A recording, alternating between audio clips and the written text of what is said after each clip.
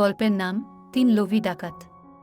একবার একদল লোক বিপুল স্বর্ণমুদ্রা ও অর্থসম্পদ নিয়ে ব্যবসার উদ্দেশ্যে বাড়ি থেকে রওনা হয়। পথিমধ্যে ৩ জন ডাকাতের খপ্পরে পড়ে নিজেদের সর্বস্ব হারিয়ে তারা রিক্ত হস্তে বাড়ি ফেরে। ডাকাত ৩ জন বিপুল স্বর্ণমুদ্রা ও টাকাকড়ি পেয়ে আনন্দে আত্মহারা হয়ে পড়ে। চলতে থাকে নানা পরিকল্পনা, সম্পদ বন্টনের নীল নকশা।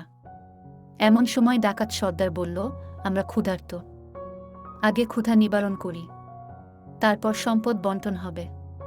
অতএব সর্বাগ্রে বাজার থেকে কিছু খাবার নিয়ে আসা হোক। ডাকাতের একজন তখন খাদ্য ক্রয়ের অনুমতি চাইলে সর্দার তাকে অনুমতি দিলেন। অনুমতি পেয়ে সে বাজারে রওনা হল। পথে যেতে যেতে সে ওই ছিনতাইকৃত স্বর্ণমুদ্রা ও অর্থকড়ি কি করে একাই ভোগ করা যায় সে পরিকল্পনা আঁটতে লাগল। অনেক চিন্তাভাবনার পর স্থির করল যে খাদ্যের সাথে বিষ মিশিয়ে ২ বন্ধুকে হত্যা করব। তখন সব সম্পদই আমার হয়ে যাবে। বাকি জীবন এই সম্পদ দিয়ে সানন্দে কেটে যাবে, মুছে যাবে দুঃখ দুর্দশা। বউবাচ্চা নিয়ে খেয়ে পড়ে ভালোভাবেই দিনাতিপাত করতে পারব।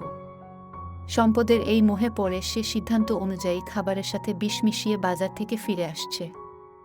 অপরদিকে ওই ২ জন চিন্তা করল যে এতগুলো সম্পদ ২ বন্ধুর মধ্যে বন্টন করতে পারলে পরিমাণে বেশি হবে। তারা স্থির করল যে খাদ্য নিয়ে আসা মাত্রই তাকে হত্যা করব। তখন সমস্ত সম্পদ ২ বন্ধু ভাগ করে নিব। কথামতো অস্ত্র নিয়ে প্রস্তুত থাকল তারা। খাদ্য নিয়ে সে ফিরা মাত্রই অপেক্ষমান ২ বন্ধু অস্ত্রাঘাত করে তাকে শেষ করে ফেলল। এবারে অবশিষ্ট ২ ডাকাতের মধ্যে যে অধিক শক্তিশালী ছিল সে চিন্তা করল, যদি আমি একাই এই বিশাল ধন ভাণ্ডারের মালিক হই তবে আমার চেয়ে আর কে ধনবান হতে পারে। আমার জীবন ধন্য হবে, সমস্যা দূরীভূত হবে, দারিদ্র্য বিমোচিত হবে, জীবনে আর কোনো সমস্যা থাকবে না। এই দুর্বিসন্ধি অনুযায়ী অপর সাথীকে সে হত্যা করে ফেলল।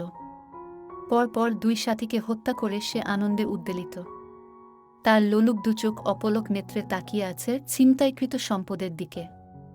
একাই এত সম্পদের মালিক, এই আনন্দে সে পাগলপাড়া। সাথীদ্বয়কে হত্যা করে স্বভাবতই পরিশ্রান্ত হয়ে পড়েছিল সে। সামনে খাবার মজুদ। ভাবল, আগে ক্ষুধা মিটিয়ে নেই, তারপর সম্পদ নিয়ে বাড়ি ফিরব। অতঃপর প্রত্যাশার পরিসমাপ্তি ঘটল যখন সে বিষ মিশ্রিত খাদ্য গ্রহণ করে জীবনের পরিসমাপ্তি ঘটাল। শিক্ষা: অত্যধিক সম্পদের লোভ মানুষকে ধ্বংস করে।